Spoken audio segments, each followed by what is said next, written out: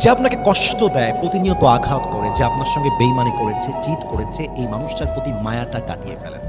যতক্ষণ পর্যন্ত মায়া কাটাতে না পারবেন, ততক্ষণ পর্যন্ত আপনার এক্সপেকটেশন লেভেলটা কমবে না।